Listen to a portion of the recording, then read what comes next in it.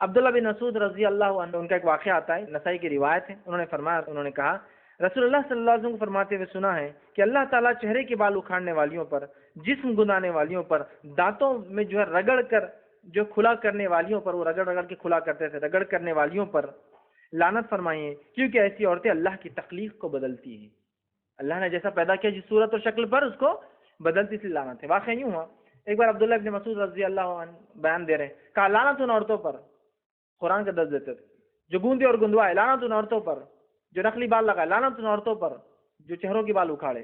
ایک عورت درس سن رہی تھی، گھر گئی، دوسرے دن آئی، کہا عبداللہ کل جا کے پورا قرآن پڑھ لی میں نے، ایک جگہ بھی نہیں ملا جو تم لعنت بھیج رہے تھے۔ تو کتنی ہوشیار عورتیں تھی اس زمانے کی، پورا قرآن تھا، جب بھی ویریفائی کیا کہیں بھی نہیں ایسی آیت۔ تو چلو آج بہت آسان ہے، آپ نیٹ پہ جائیے اور خالی ڈالیے لعنت تو مل جائیں، کہاں کا قرآن میں آیا ہے۔ وہ زمانہ وہ نہیں تھا، وہ حافظہ اور وہ تھا، میں نے پڑھا کہیں بھی نہیں ملا۔ تم نے کیسا کہا یہ؟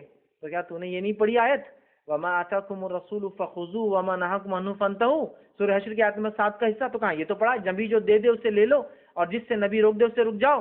تو کہا سن، پھر میں نے اللہ کے رسول صلی اللہ علیہ وسلم کہتے ہوئے سنا، اور یہ حدیث روایت کی کہ اللہ تعالیٰ چہرے کے بال اکھاڑنے والیوں پر، جسم گندانے والیوں پر، دانتوں میں رگڑ کے جگہ کرنے والیوں پر لعنت فرمائیے، کیونکہ ایسی عورتیں اللہ کی تخلیق کو بدلتی ہیں۔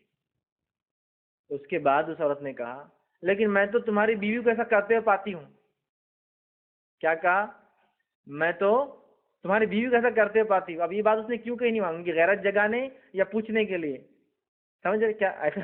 انہوں نے کہا اگر وہ ایسا کرتی تو وہ میرے نکاح میں نہیں رہتی، اگر وہ ایسا کرتی تو وہ میرے نکاح میں نہیں رہتی تھی، کیونکہ جس پہ اللہ لعنت کرے ویسی عورت ساتھ کیسے رہیں گا ایک صاحب؟ وہ میرے نکاح میں نہیں رہتی۔ یہ صحابہ کا معاملہ تھا دین پہ عمل کرنے کے۔ اور میں آپ کو بتاؤں ایک بات، عورتوں کے فیشن پرست ہونے کی، عورتوں کے بے حیا ہونے کی، عورتوں کے ننگ دھڑنگ کپڑے پہننے کی وجہ خود عورتیں نہیں ہیں، یہ میرے اپنے بھائی ہیں، یہ ان کے باپ ہے جن کی آنکھوں کا پانی مرا ہوا ہے، یہ ان کے شوہر ہے جن کی حیا شرم آنکھوں کا پانی مرا ہوا دیوس ہو چکے ہیں، یہ ان کے بھائی ہے جن کی آنکھوں کا پانی مرا ہوا ہے، جس کے نتیجے میں عورتیں بگڑی ہے۔ گھر کا ذمہ دار مرد جب بگڑتا ہے نا تو اس کے ماتحت عورت بگڑتی ہے۔ یہ ہمارے مردوں کی آنکھوں میں چیز خوشنما ہوئی جس لیے ہماری عورتیں بگڑی ہیں، لیکن اس کا ہرگز مطلب نہیں عورتیں بولے ہاں ہاں ہم بچ گئی، فیض نے بول دیا اب شوہر اور باپ اور بھائی ذمہ دار ہیں۔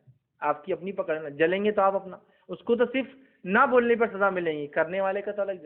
ایک نے بھڑکایا دوسرے نے خون کیا تو بھڑکانے والے کو اس کے بھڑکانے کی سزا، لیکن خون کرنے والے کو تو خون کی اصل سزا ہے۔